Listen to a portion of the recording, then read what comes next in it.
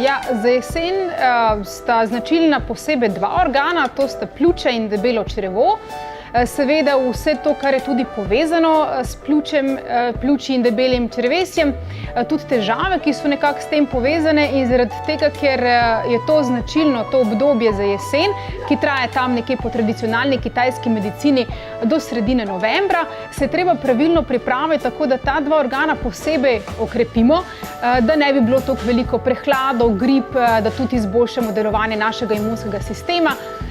In zaradi tega je treba uživati hrano in dodatke, ki so primerni prav za ta dva organa. Je v bistvu konkretno, kar se tiče pljuč in debelega črevesja, ki tudi sodita v element kovina, je zelo pomembno, da užijamo hrano, ki ni mrzla, ki ni preveč masna. Hrano tudi pripravljamo na tak način, da režemo večje koščke, da se na tak način tudi samo živilo jangizira. Kuhamo v majčkeno manj vode, kot smo recimo kuhali čez poletje, in užijamo prav živila, ki so za to pomembna.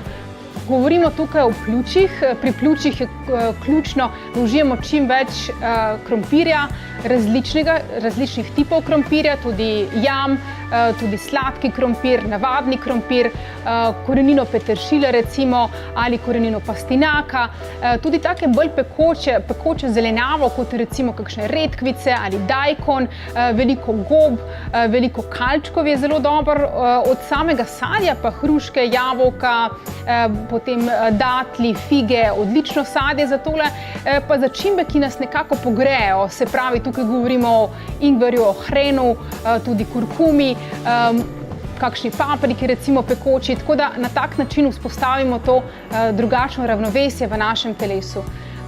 Od samih dodatkov seveda lahko si pomagamo z enim zelo dobrim dodatkom, razen recimo tiste že znane probiotične kure, je dobro uporabljati šisandro, ki pomaga, da tudi če imamo kakšen kašelj, astmo ali druge težave s pljuči, da si pol na tak način svoje pljuče regeneriramo. Kalček, naravno z okusom.